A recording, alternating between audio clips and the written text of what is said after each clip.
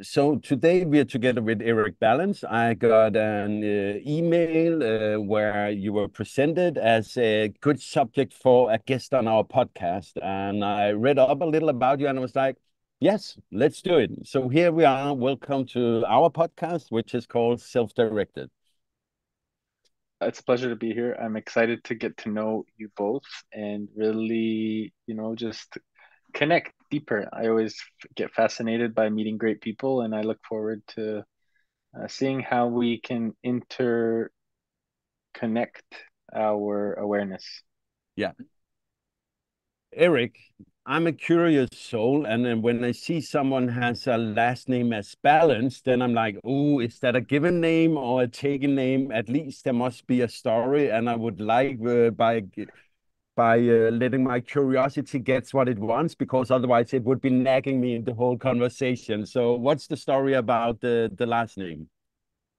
Uh, Great question. A lot of people ask me this like down the line after getting to know me for, months or years, and then they finally ask me this question. So it's nice to hear it come up immediately. So balance is actually something that I've yearned to find in myself for a very long time. It's an artistic name that's been given to me by a great teacher of mine, and something that I've always been seeking. Especially when I started out. And balance was what was within is within all of us. And it was something that I needed to find within myself to really discover what does that look like, and in multiple different facets, in multiple different ways. And I can go on in terms of dichotomies and light and dark and masculine and feminine, but focal point is really understanding my last name is Lejczak and it's spelled Polish and it's very difficult to pronounce when you see the spelling of it.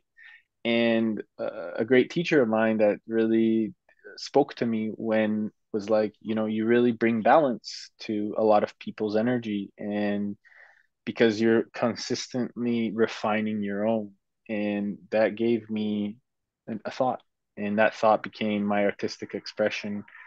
And now it's what I bring to most environments when we're able to cultivate a meaningful expression, especially for purpose, on purpose. So Yeah. I hope that helps.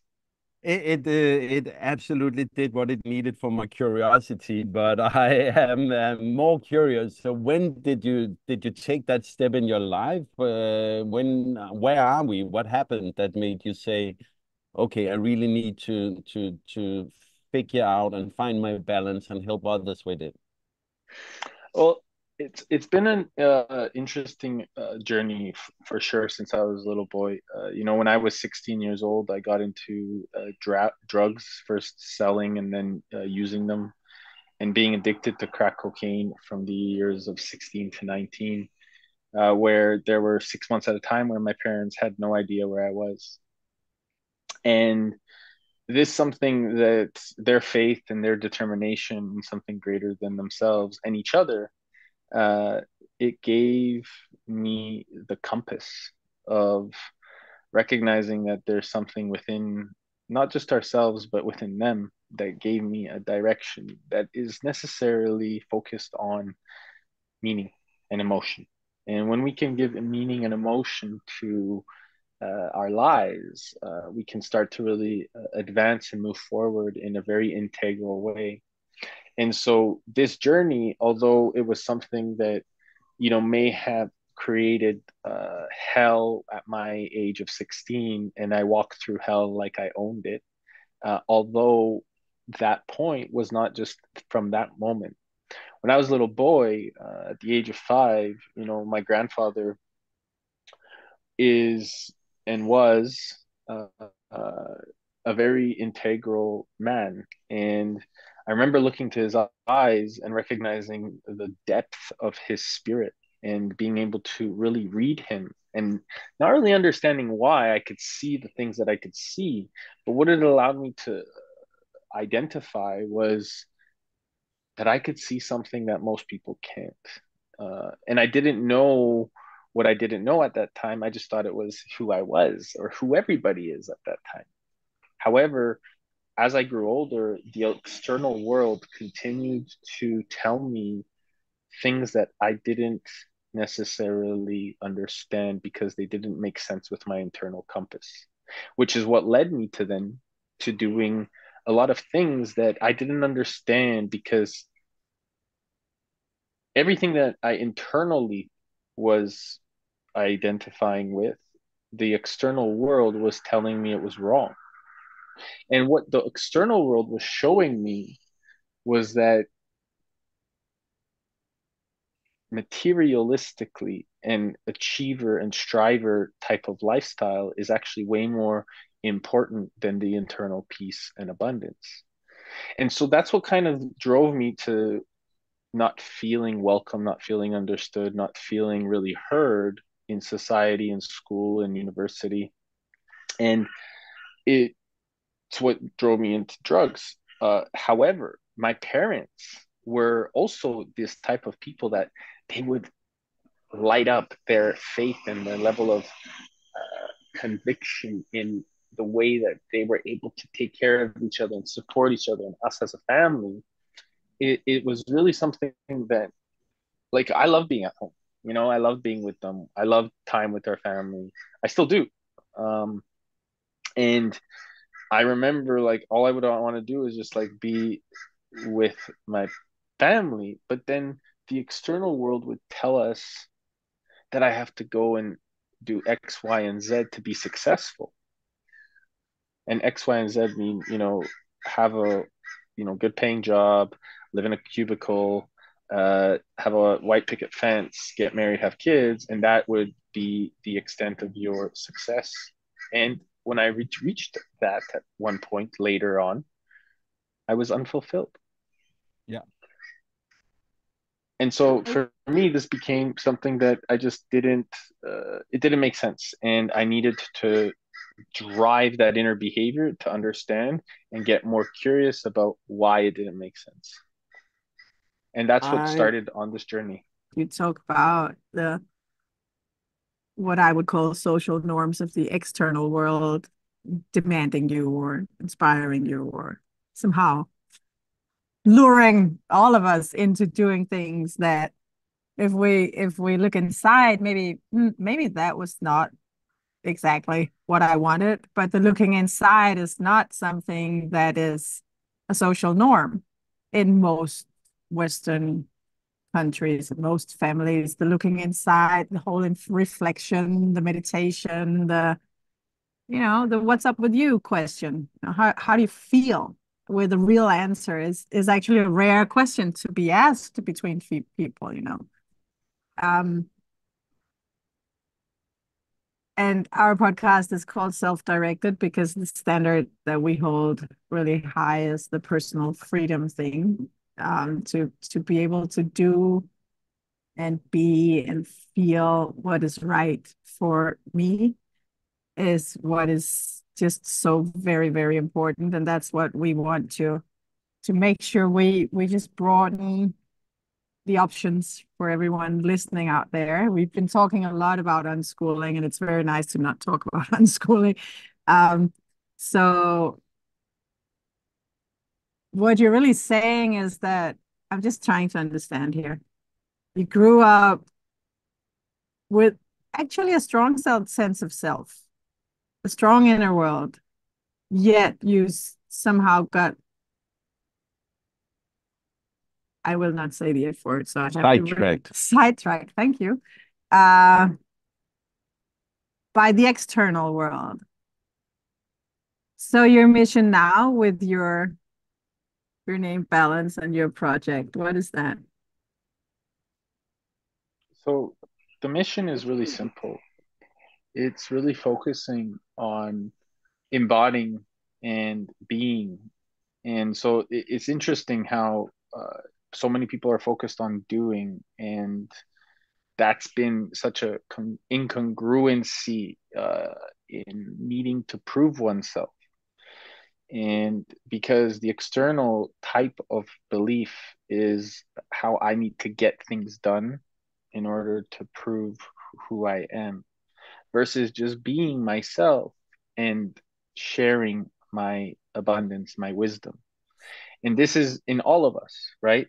So, really focusing on making sure that joy, peace, abundance is really how we are communicating with each other, and to do even more for ourselves and others by embodying that, by being able to communicate effectively in that, and utilizing that conscious awareness and that conscious communication inside of organizational culture, inside of community culture, inside of really defining and understanding that it's the relationship that with yourself that you will ultimately refine.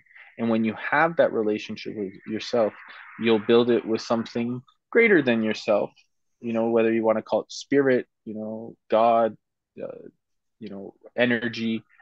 And then as a result, you'll start to recognize that value inside of other people, because what I believe, and this may not be very common, but I do believe that our great teacher, it speaks through all of us.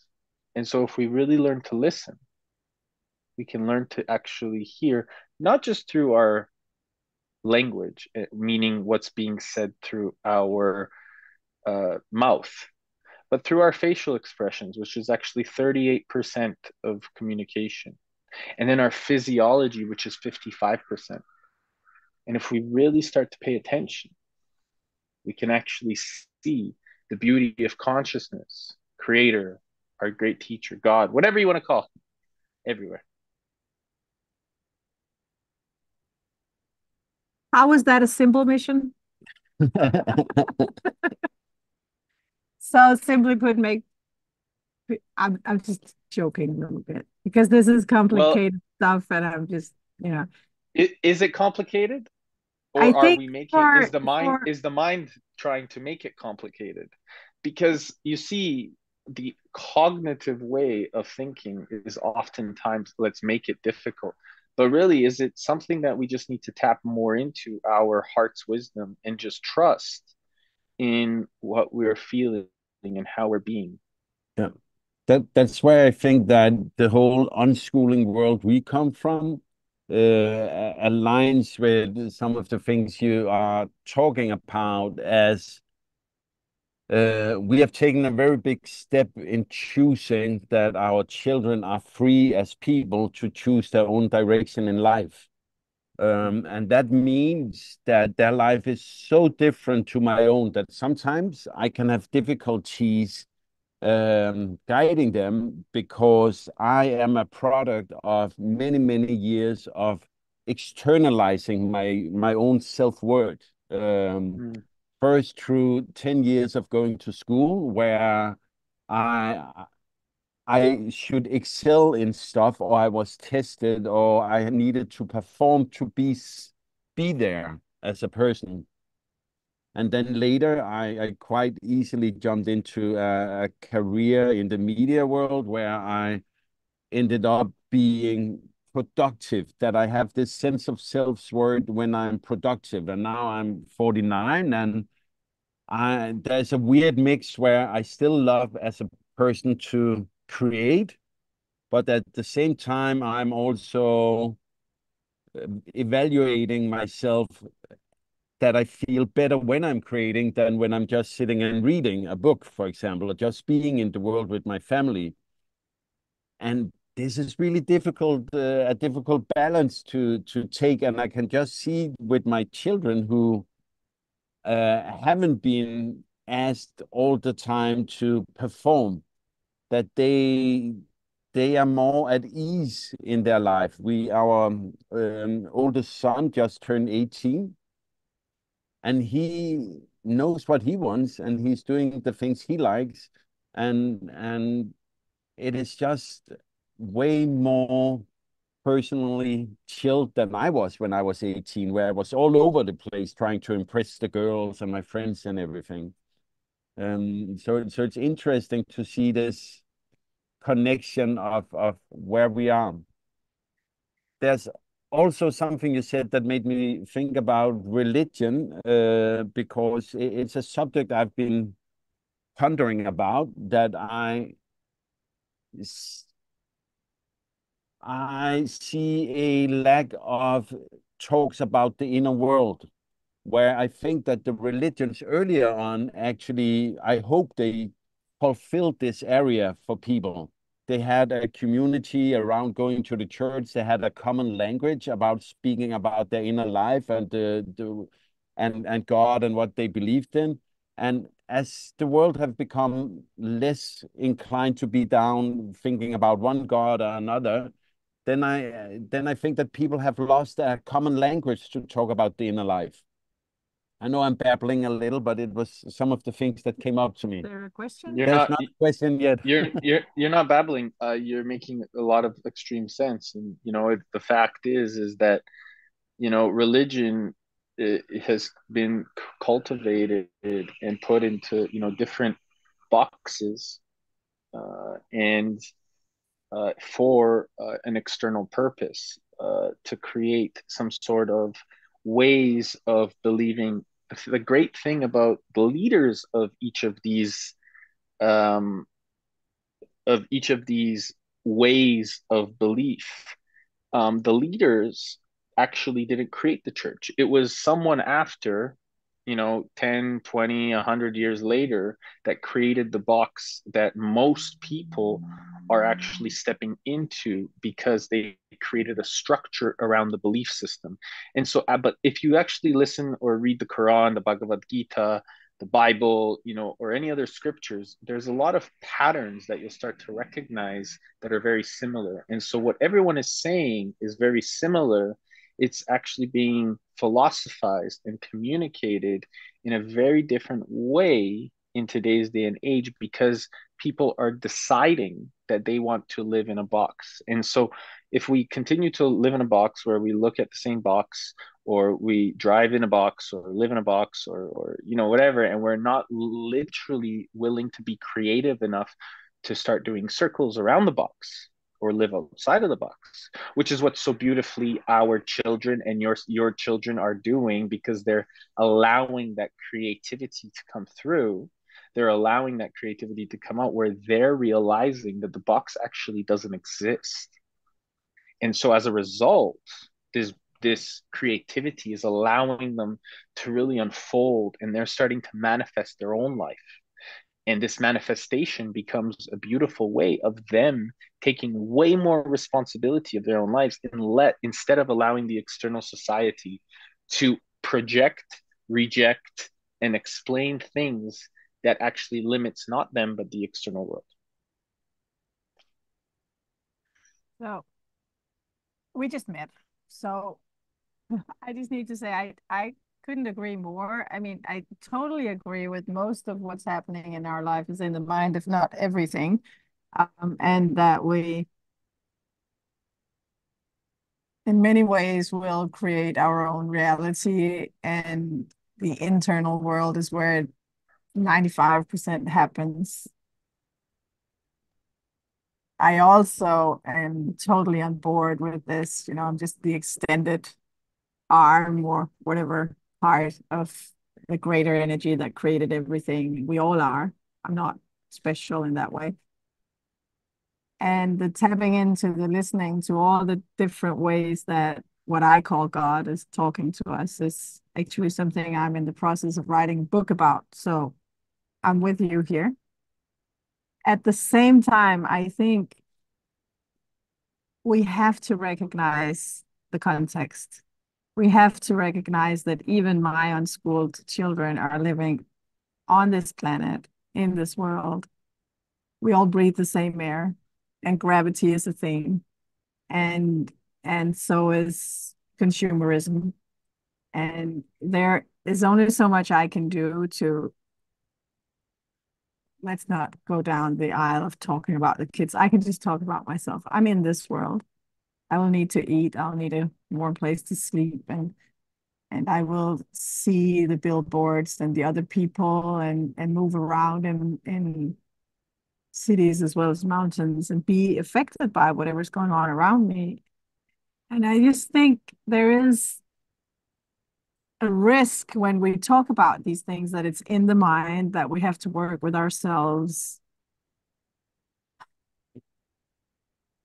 to put too much load on the individual and say, hence, it will be your fault if you don't overcome this pressure. And the pressure is there.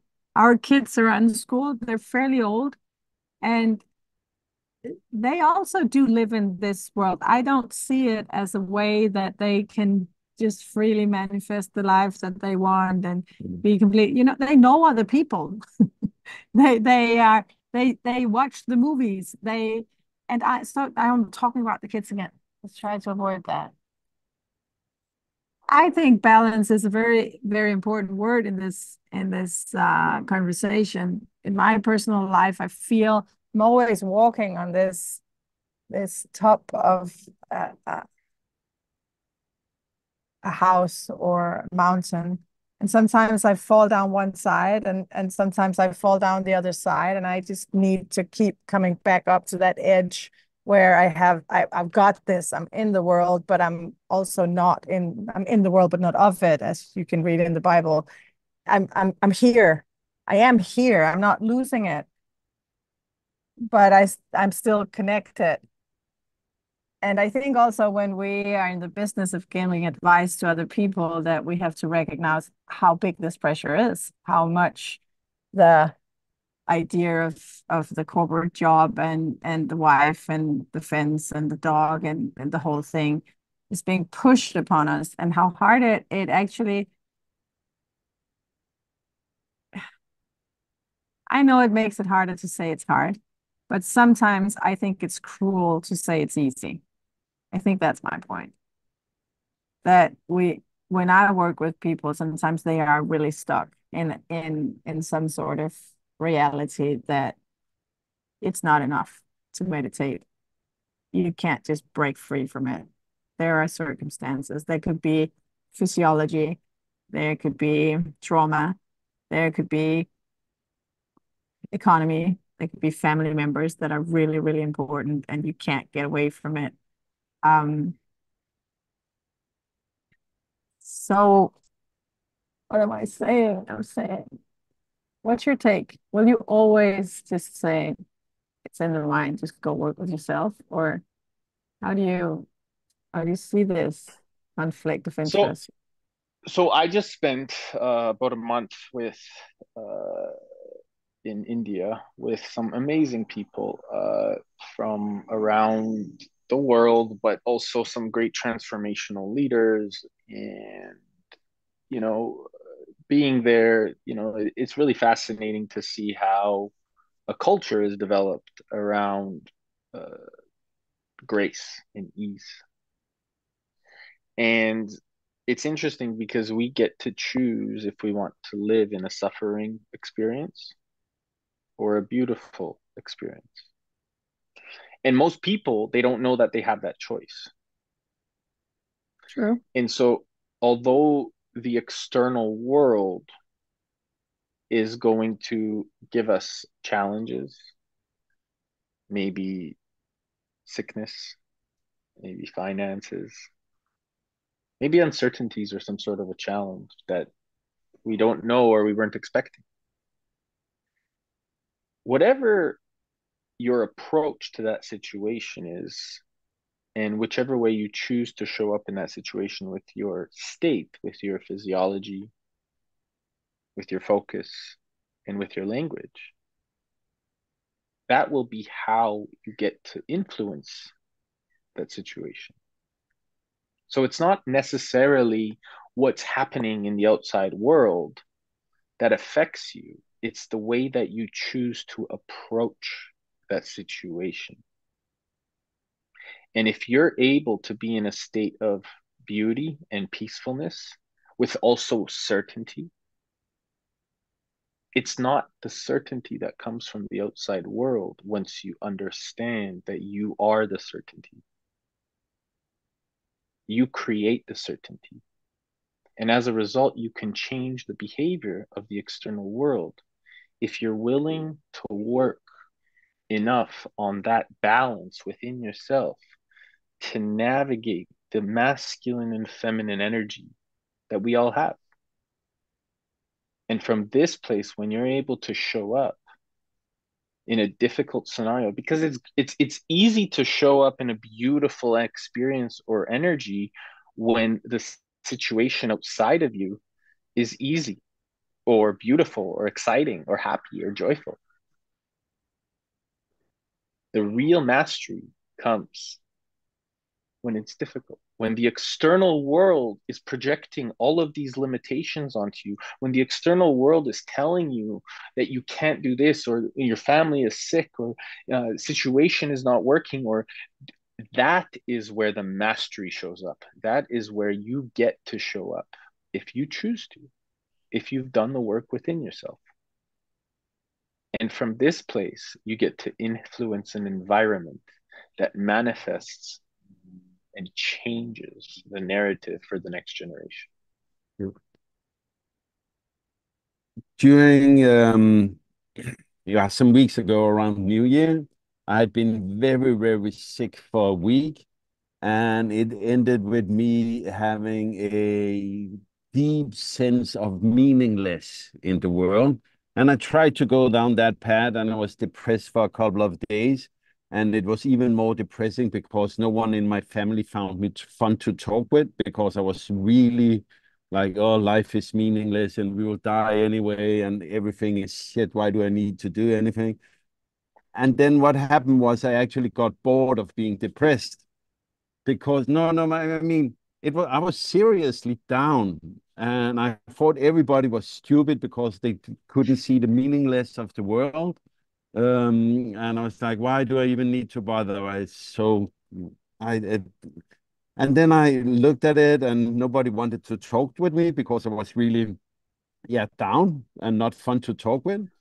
And Not me. yeah, no, but especially you. I took you for a walk and we talked, and I was annoyed with everything. No, but it helped me. And I ended up turning around inside my mind and saying, okay, it's kind of boring being this depressed as I was. And then I started going back. But sometimes the where I'm going with this story is that, seen from the outside, we live quite a nice life. Now we're here in Mexico. We're here for over the winter, and then we will go to the States. And we have been full-time traveling now for 5.5 years. Sometimes I miss, and we just saw The Matrix recently with our kids, and I miss taking the other pill, just going back to my daytime work, and that someone else take the decisions for me. So where are you with this? Do you sometimes miss an even easier life where you just follow the stream and you don't need to consider everything? Because I feel there's a lot of inner work going on in our life. So many talks, so many things we go over. So many times we look at our values, take what's going on in our life and look at our values compared to them before we move on. It was really easy to go to work and have a house and come home and watch some telly. Sometimes I miss it. So where are you with this? I don't miss it. I made a very conscious decision, and I'm on a path of deep meaning. And I know what my responsibility is in this lifetime. And so my excitement is to be blessed with having this resilience and this strength and this courage and my resolve, because I've been on this path now for almost 7 years. And for a lot of the beginning of that time,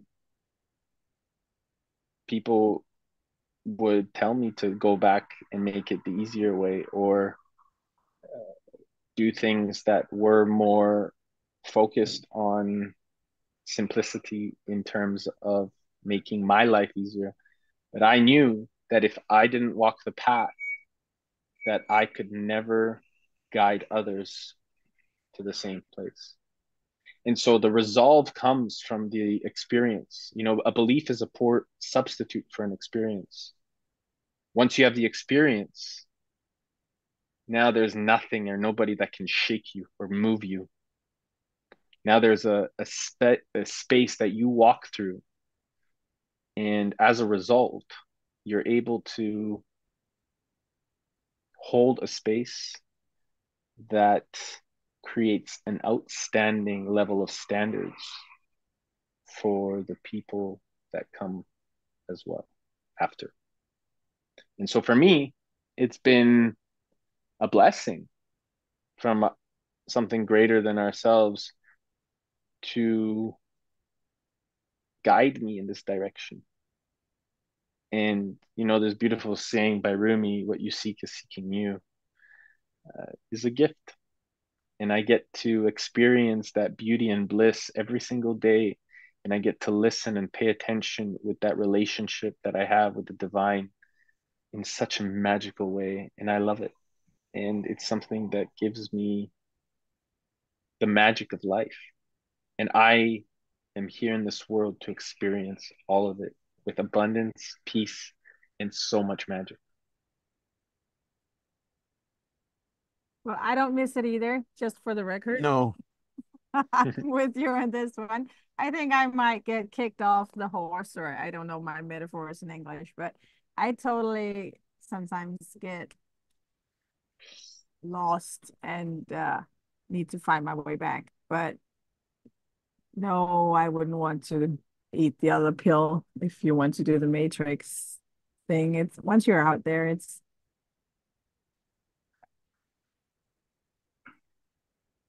just such a very much more interesting life Oh, yeah. that you get to have. And I think that, you know, your 2-day depression thing you have going on, when you get lost in some sort of logic that you don't even believe in, No. if I quiz you today. So, and that happens to me now and then. And what I was trying to say before about the pressure of the external world is just that I want to recognize that it's not necessary. Well, it is easy, but it doesn't look easy from some perspectives where you might happen to find yourself. It didn't look easy to you that day to come back No. to a meaningful and wholehearted life. And some of the people I work with, if you're a single parent with a whole lot of children and trouble paying the rent, it's very hard to manifest the time to do inner work. And I developed the 60 seconds meditation technique for that exact reason, because in some contexts and like in some phases, it's just a few years, it's not your entire life. It, what you're probably doing and what many people in the spiritual world are doing, it's great. But it's not for everyone to walk that path, to take their first steps in that path. And therefore I think we just, well, at least I'm not pushing you to think or feel or say anything, but I have to recognize that what I'm doing is not necessarily, it doesn't look easy. And it might not be the same path that everyone has to walk, because there is sometimes so much pressure. And I'm saying this, I have a lot of children personally, and also I've been very close to dying from a cancer disease. I've been hanging over that cliff and just hoping to survive. So I've been under pressure. And yeah, I developed the 60-second technique, meditation technique, when the kids were small, and I had great spiritual life when I had chemotherapy. And so I don't know if I'm contradicting myself. I don't know. You know, a lot of techniques. I know I was scrolling through your podcast feed and listened to some of it, but I will admit I also know many of these things already, so I didn't have to. Um, what's your So, favorite? What would be so your favorite? I, I would presuppose the where I'm starting is when we say we know something, we don't know anything. until we're actually living it. So Mm-hmm.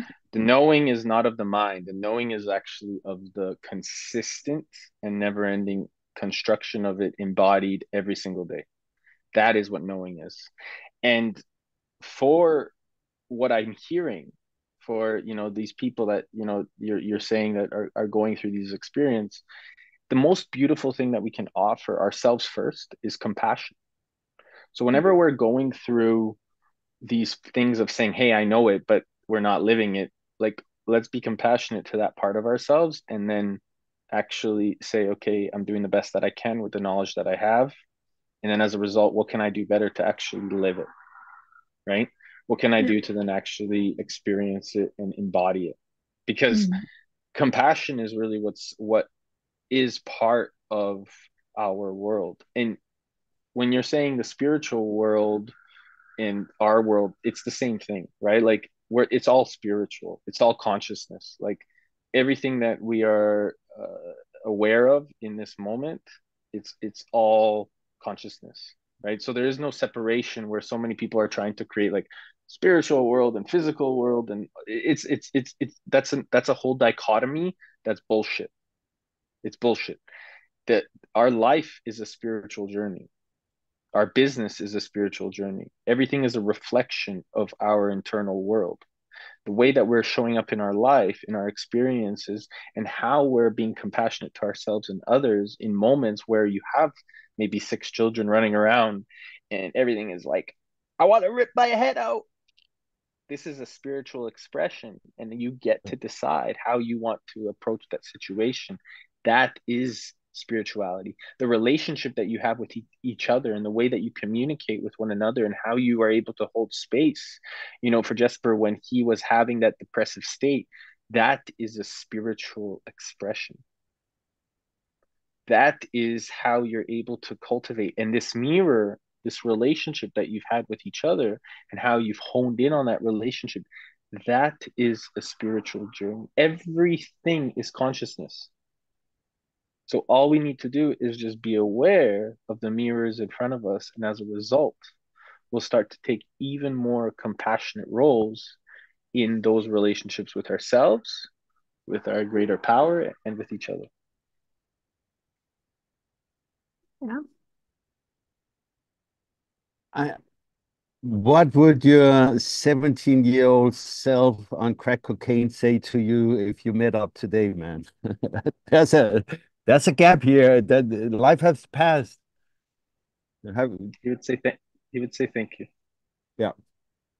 He would appreciate his gratitude. And do you know, like, when my father asked me the question, if you can go to rehab, not for me, not for yourself, but for your future self, it was this version of Eric that I saw.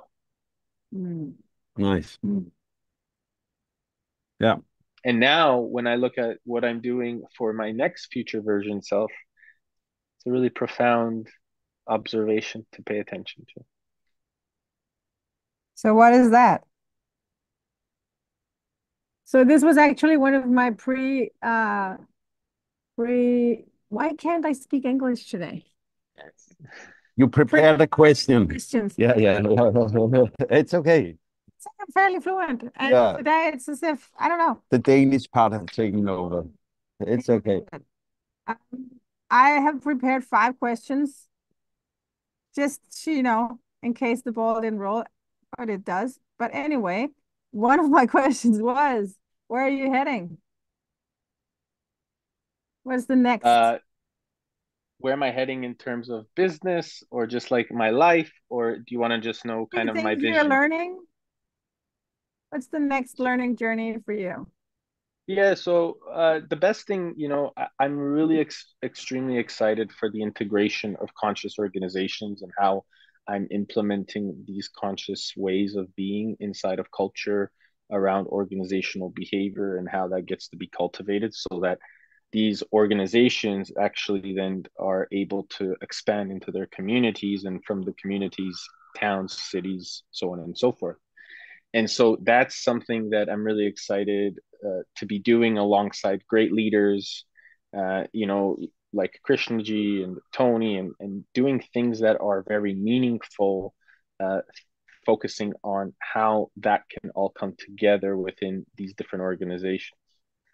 So I'm learning where, I can't really say, but there's a CEO of a very beautiful company that is going to that has done really beautiful things for Mother Earth, and also in terms of multinational corporations, really focusing on conscious capitalism in the US.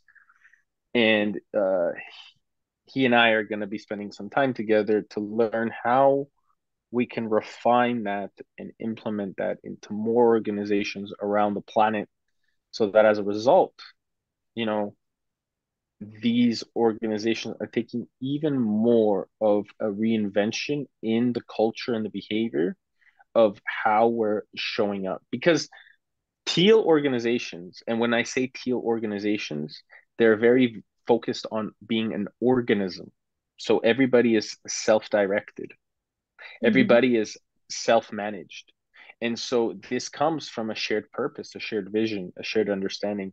And inside of these organizations, if more people are self-directed, like your podcast, anyway, your podcast, then it gives the empowerment of that organization to move towards together, because everybody is running towards the same purpose. And so it's interesting, because then if more of us are doing that, is it possible that if more organizations are self-directed, and then that's translating into community, and then that community is translating into the city, and more organizations are doing that across that same city, that then that same city becomes an organism that's self-directed and supporting each other. And then maybe that can happen into the state, and then maybe that state can turn into the country, and then maybe that country can turn into the continent, and so on and so forth. Who knows? Anything is possible. So you were sort of attacking the problem on a company level, where we are doing the Freeing the children first. ground up Yeah. work of just not conditioning the children into listening too much to the get a wife, get a job story. I'm not attacking anything. The word attack doesn't okay. Well, I agree. that's agree. right. But No. approaching the yes, situation from that level, and we are usually more working on the why wouldn't we just let the next generation grow up as free spirits with an expanded consciousness and a good sense of self, and a powerful knowledge of who they are and why they are, and what direction they are heading and why. I think beautiful. that's where our main focus is, but the end game is more or less the same, which is interesting. It's all together. Eric, together.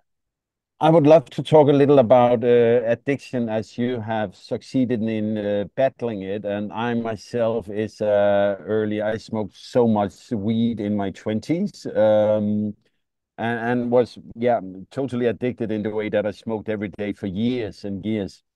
And since then, I've been living a nice and wonderful life, and except for those 2 days. Except for those 2 days. But it's still wonderful, bro. The contrast is also wonderful. The background of the addiction thing, I never really became good friends with alcohol in the way I was always questioning myself. Why am I having a glass of wine Friday evening with some friends? Is this because something? Is this so? There was always this nagging thing in my mind. And I now ended up totally quitting alcohol. I drank wine maybe 2 times a week, not too much, but enough that it affected my mood the day after. And there was this question in my mind, as I had the addiction in my past. So now I'm just going totally clean, and it's a wonderful journey. And what I'm doing, I think, is just asking you, after the really wild youth you had, did you have any later stint with some kind of addiction, or had you gone totally clean after that? And do my personal story resonate with you where you have been? So like what I'm hearing is you're asking if I've relapsed since 19. Yes, but also, I mean, would alcohol have been relapse for you in your world? No, no, no. So I love wine, and I Yeah, enjoy having a glass of wine with dinner regularly, and I also love and enjoy great Bavarian beer.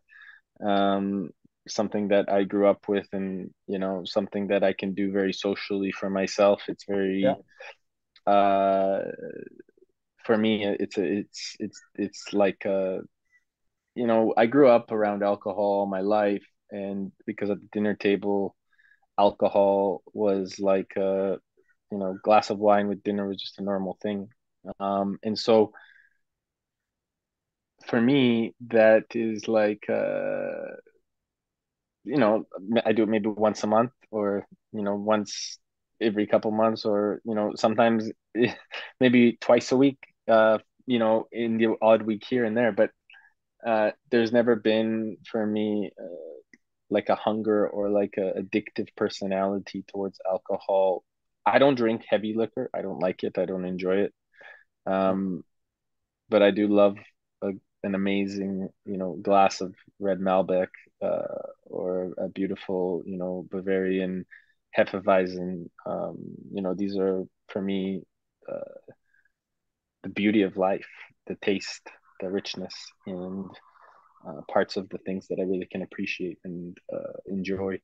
Just like I love steak, like I eat meat, and um, I enjoy it. I love to have myself, some lamb or a nice ribeye. yeah, Uh, I am, a very cognizant man of what I like and what I don't like, and I really don't care what people think. And so it's beautiful to appreciate, and understand where it comes from as well. And there's, in terms of relapse, I wouldn't say I relapsed.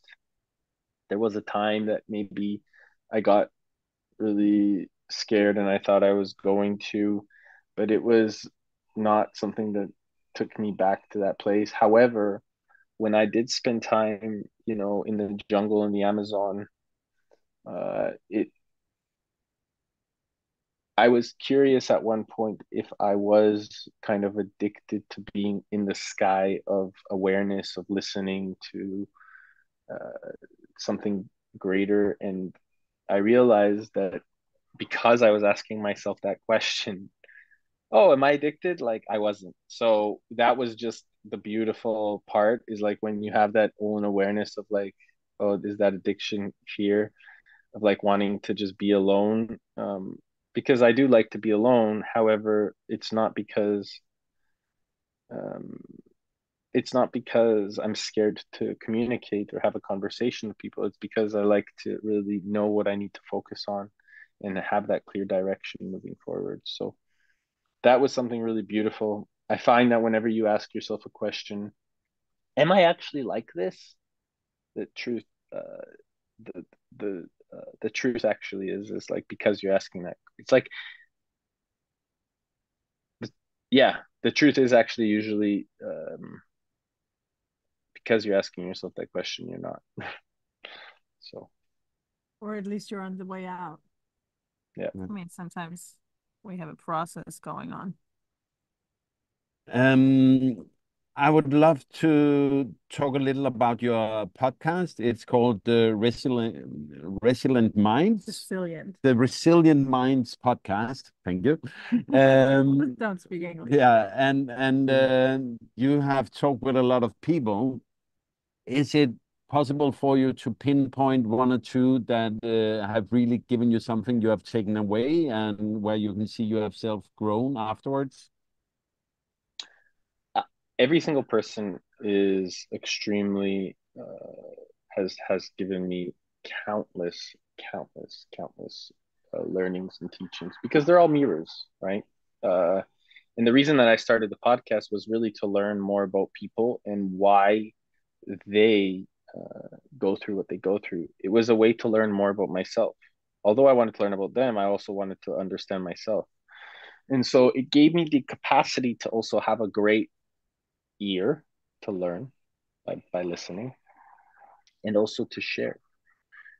So I would say, the greatest thing that I found is that when you're, and this is just from the podcast in general, is that when you're willing to create something meaningful, that you can reach anyone. And when you have that platform, your capacity to get in front of people that you have never thought that you could before changes. Yeah. Well, that didn't answer the question. No, but it was a good enough answer, and I wanted to use it also as a bridge to invite people to listen to your podcast. And also, I would like you to share, if people wanted to get in contact with you, where do they find you, Eric, and how is it you can help them on their journey? Yeah, so we're actually just launching our conscious cash flow accelerator right now, where we're really helping if you're a new creator or a new artist or a new entrepreneur. We just started a really coaching program that's going to be releasing at the end of March. And so we just opened up slots to really get people into that. So if they go to balancemedia.ventures, click on our programs tab, hit the conscious cash flow accelerator, they'll be able to apply and really get some new information about how the 12 weeks looks like. We really go through the cognitive, emotional, and physical states to how to integrate that into a business aspect. Because as conscious entrepreneurship and conscious organizational capacity, we've been doing that now for, almost a decade. And as we continue to grow, we want to really have people that are new to also have access to these types of awareness and to really implement them. So we're really excited to be launching this accelerator for those that really just don't know what's going on and how they can implement it inside of business, but just start, because the unconscious creator stepping into a conscious creator, all it takes is a vision. Without a vision, people perish. And when you step into that vision, you start where you are, you just make things happen. So we're guiding people along for 12 weeks. That sounds wonderful. And we will also add the link to our show notes. Eric, it's about time. So I will thank you that you had the time to talk with us. It has been a pleasure. And I look forward to listening more to your podcast and go deeper into it. Thank you. Thank you. And I just wanted to add one last thing. Appreciate you both for, taking the time. I know the focus and dedication it takes to create a podcast, and to be really in flow and to have great conversations. So just acknowledging you both for your determination and focus and creativity. It's really beautiful and blessed, and I'm grateful to have met you both. Thank you. I was looking down, looking almost distracted. I'm sorry, but I wanted to write down all it takes is a vision in my little notebook here, because it's a good it's just a good sticky note to put on the fridge, I think, for a while. So thank you for all your inspiration. It's been fun to talk to you. And now we are going to the blowhole, Bufadora, with a large group of people we're hanging out with here in Mexico to see how nature will just. It is stunning. Yeah. Thanks a lot for your time.